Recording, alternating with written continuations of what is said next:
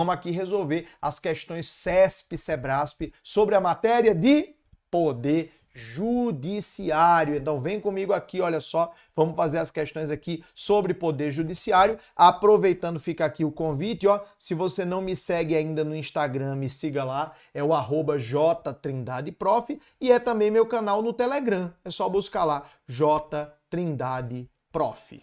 Beleza? Vamos lá, vamos para a primeira questão que vai dizer o seguinte. Essa daqui, inclusive, na verdade, ela mistura um pouco poder judiciário com processo legislativo. Então vamos lá.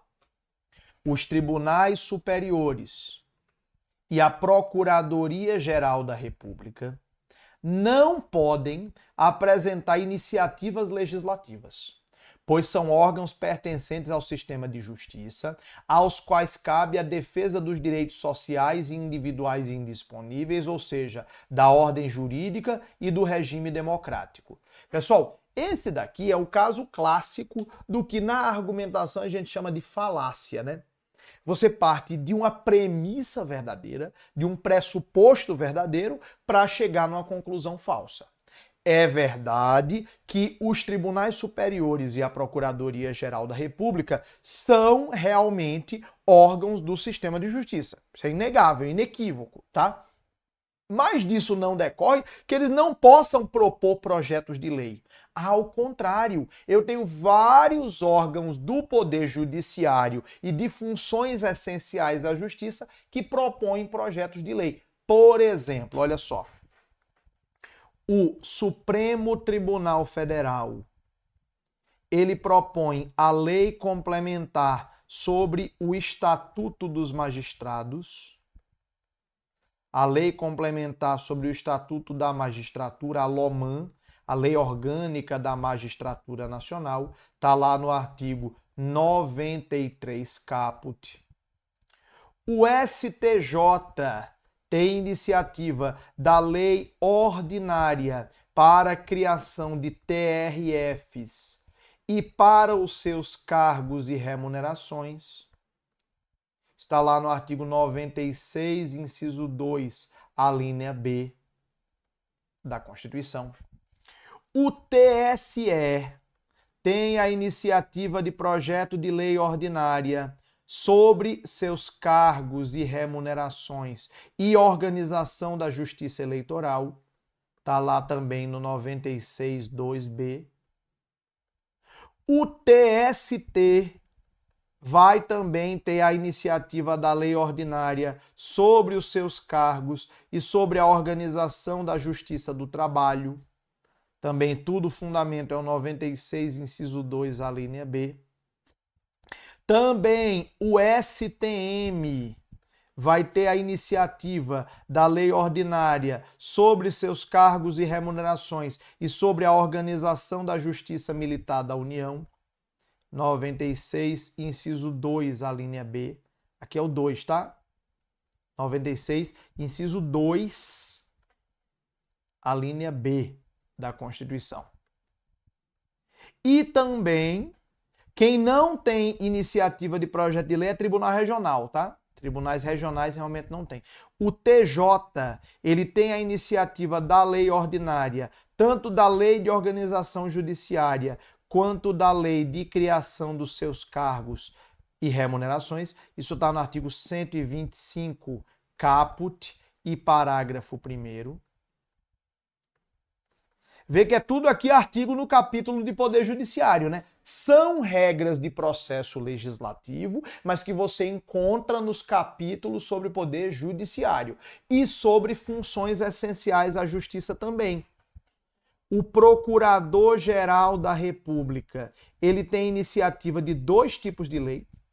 Da lei complementar orgânica do MPU, a lei que diz o que o MPU faz e como ele funciona, está lá no 128, parágrafo 5º, e a lei ordinária sobre cargos e remunerações, que está lá no 127, parágrafo 2º.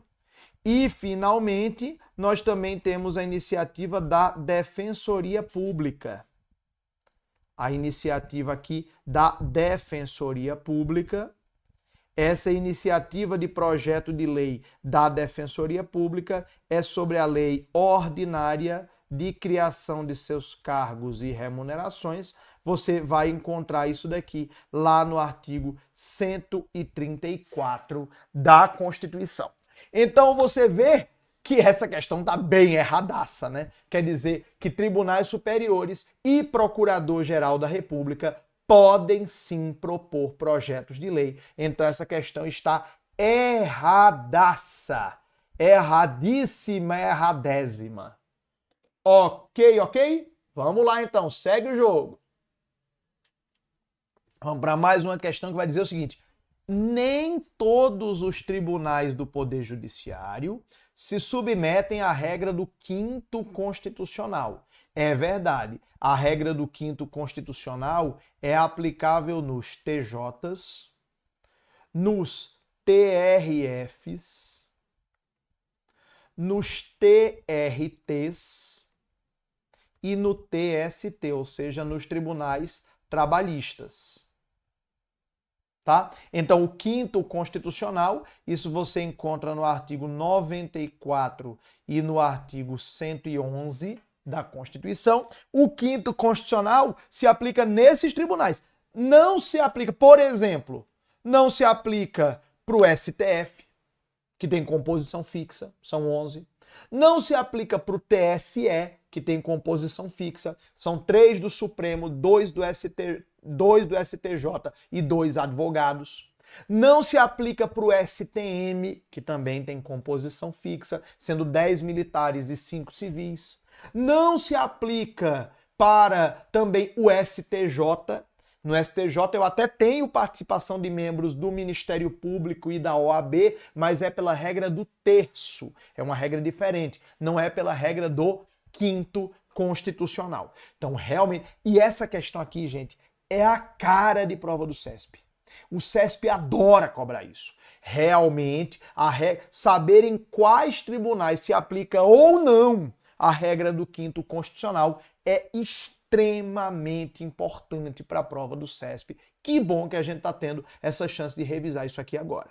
Beleza? Maravilha. Segue o jogo aqui agora, olha só. Vamos para mais uma questão que vai dizer: enquanto no primeiro grau de jurisdição a seleção de membros, não de servidores, de membros do Poder Judiciário se faz mediante concurso, é verdade, está lá no 93, inciso 1 da Constituição, que o ingresso na carreira da magistratura vai se dar apenas mediante concurso público. Nos tribunais é feita a nomeação de juízes de carreira, por meio do acesso, de profissionais da advocacia e do Ministério Público, pelo 5º ou pelo terço, sendo reservada a fração de 4/5 para as vagas de juízes concursados. A questão está errada só por essa partezinha final. Então, já adianto que a questão está errada. A questão está errada, tá? Mas está errada por quê?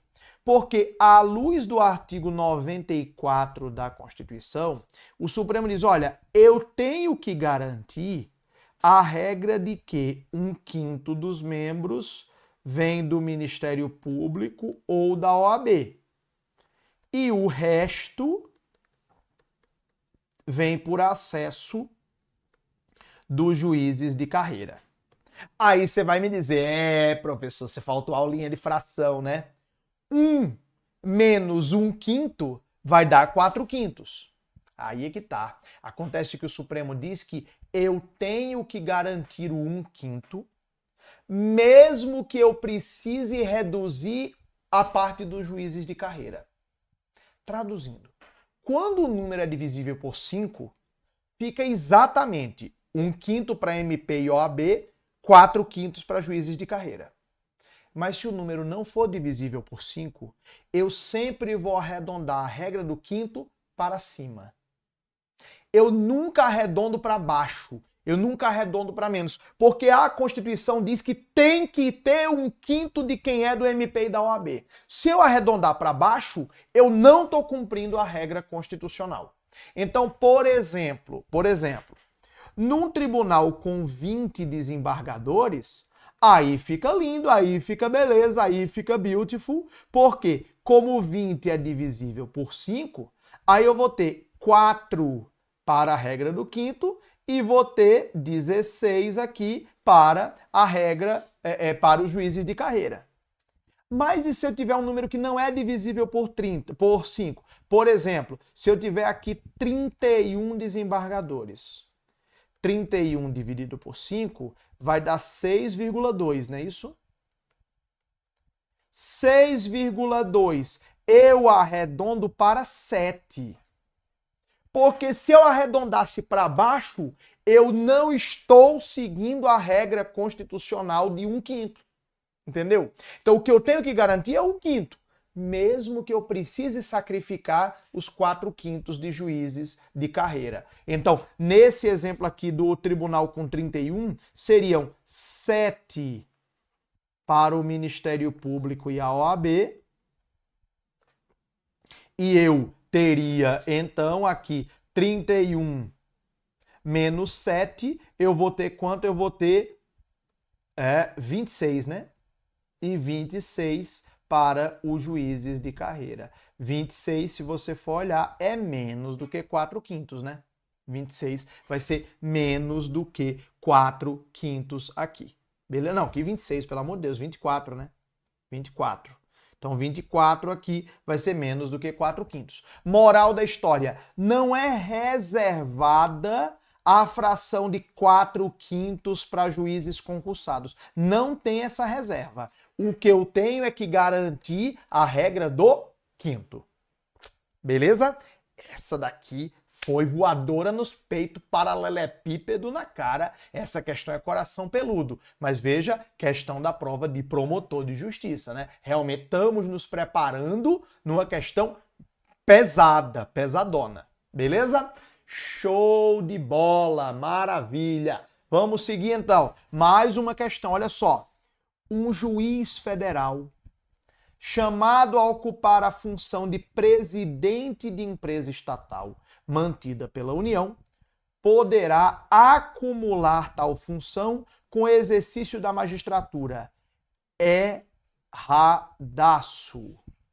O artigo 95, parágrafo único, inciso 1, vai dizer que é vedado aos magistrados, é proibido aos magistrados exercer.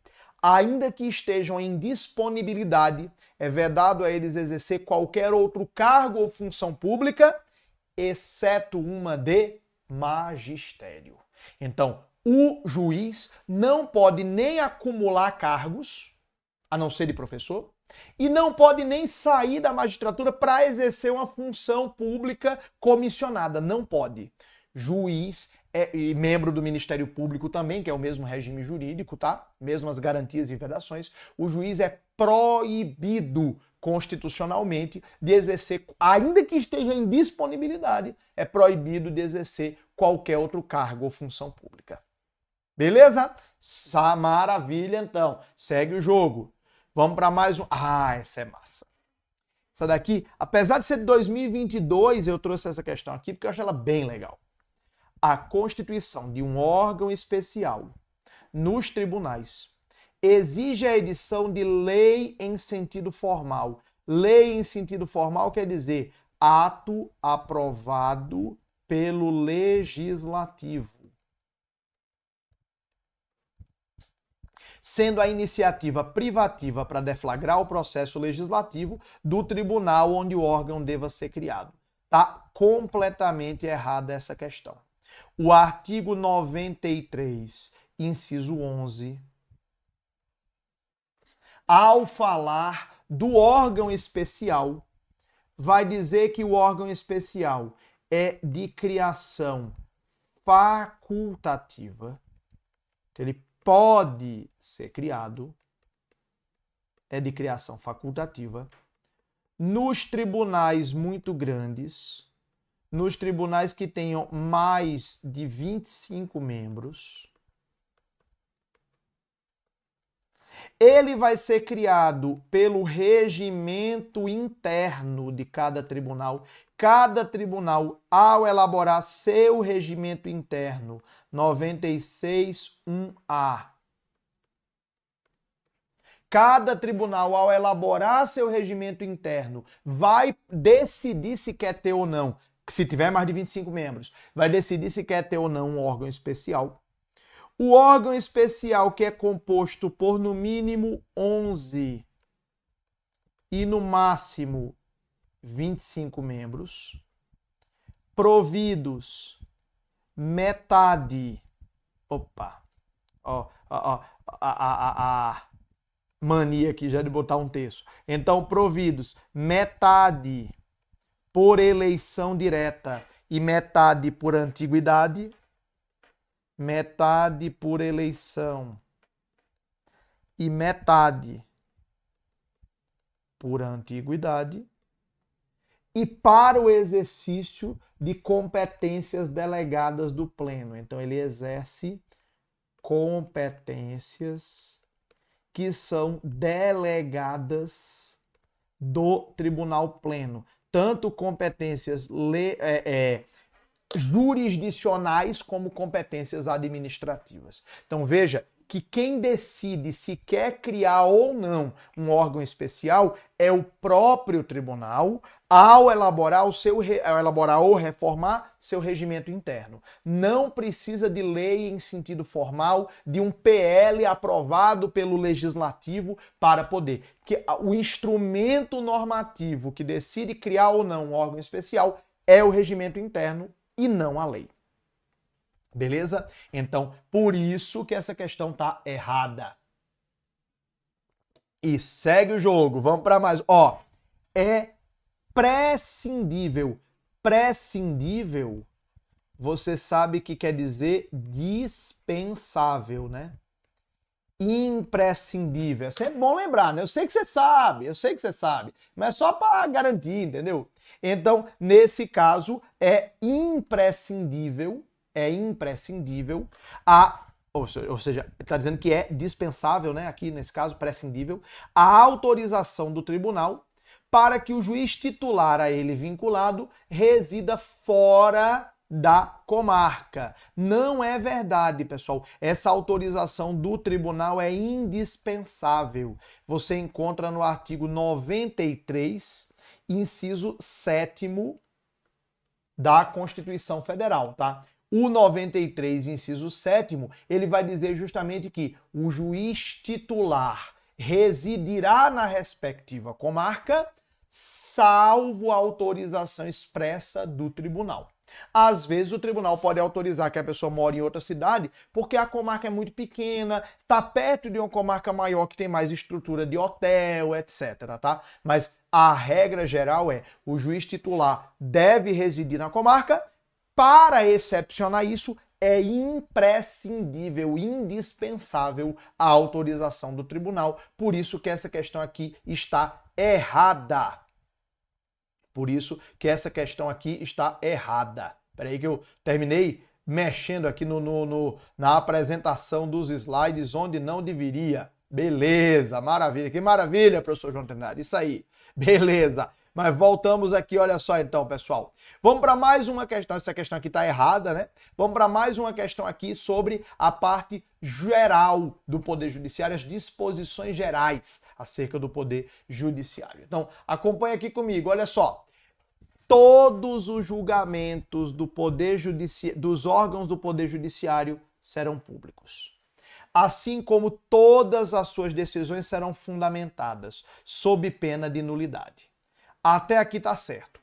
E tem uma galerinha que diz, quando aparece a palavra todos eu marco sempre errado. Não é sempre, né, gente? Aqui é a própria Constituição que diz que todos os julgamentos do Poder Judiciário serão públicos e fundamentadas todas as decisões sob pena de nulidade. Então, até aqui, a palavra todos e a palavra todas estão na Constituição, artigo 93, inciso 9º do texto constitucional.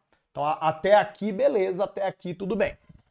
Podendo a lei limitar a presença em determinados atos, às próprias partes e aos advogados, ou até só a estes, só aos advogados, desde que a preservação do direito à intimidade do interessado no sigilo não prejudique o interesse público à informação. Ele praticamente copiou, ele está parafraseando aqui o artigo 93, inciso 9 da Constituição. Lembre que o 93, inciso 9 tem duas regras, né? A regra da publicidade dos julgamentos e a regra da fundamentação das decisões. A publicidade do julgamento é norma de eficácia contida, ou seja, auto-aplicável, mas a lei pode restringir. Quando ele diz aqui, podendo a lei restringir a presença, parará. Já a fundamentação das decisões é uma norma de eficácia plena. A fundamentação das decisões é uma norma de eficácia plena, é uma norma que a lei não pode nem mesmo excepcionar. É auto-aplicável e a lei não pode excepcionar. De qualquer jeito, essa questão aqui, do jeito que ela está absolutamente correta. Ok, ok? Beleza. Eu sei que você estava esperando aqui essa parte precatórios, hein? Eu sei que você adora precatórios. Então vamos lá. Olha só. Certos débitos de entes públicos resultantes de condenação judicial não se submetem ao regime dos precatórios. Tá certo. Ele está falando aqui da RPV, da requisição de pequeno valor, que realmente não entra no regime de precatórios. Vamos explicar aqui, ó, pessoal. Aqui, dívida judicial, ou seja, débito derivado de sentença transitada em julgado, sentença definitiva contra o poder público, quando o devedor é o poder público.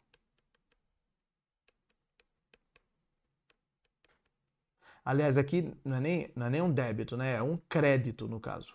A pessoa tem um crédito, a pessoa é credora em relação ao poder público. Então, são os créditos decorrentes de sentença definitiva transitada em julgado contra o poder público. A obrigação de pagar quantia certa, tá? Obrigação de pagar quantia certa. Esses precatórios aqui, pessoal, ou melhor, esses créditos, eles têm dois regimes de pagamento. Primeiro regime de pagamento, o regime dos precatórios, que são uma fila de pagamento, e outro regime de pagamento que são das RPVs, requisições de pequeno valor, que são aquelas para pagamento imediato no valor definido em lei de cada ente federativo. Em lei de cada ente federativo. Então, por exemplo, na União, se a memória não me traz, são 60 salários mínimos, que é abaixo disso é pequeno valor, aí paga imediatamente. O imediatamente, não é imediatamente, já faz o Pix. Imediatamente leva uns 2, 3 mesezinhos, tá? Já, por exemplo, no Distrito Federal, requisição de pequeno valor é o que for até 10 salários mínimos, tá? Já é bem mais baixo. Mas o que for requisição de pequeno valor não entra no regime de precatórios, não entra na fila de pagamentos. O que é requisição de pequeno valor é pagamento imediato, transfere para a conta vinculada, acabou. Agora, o precatório, que é aquele que você expede uma ordem para entrar no orçamento do ano seguinte, parará, parará, o precatório tem 3 filas. Em relação ao precatório, a gente vai ter aqui o precatório ordinário, que é a fila normal, digamos assim, artigo 100 caput da Constituição. Aí a gente tem o precatório preferencial, que é aquele que está no artigo 100, parágrafo 1º. Precatório preferencial é quando se trata de dívida alimentar. Aí tem prioridade de pagamento. E ainda tem, porque brasileiro gosta de fila, ainda tem o precatório superpreferencial. Precatório superpreferencial, que é lá do artigo 100, parágrafo 2º, que é quando se trata de dívida alimentar, mas que, além disso, o credor é pessoa idosa, com deficiência ou com doença grave, contagiosa ou incurável. Aí é o preferencial do preferencial, é o duplamente preferencial. Volta agora para a questão e você vai ver porque é que ela está certa. Ó.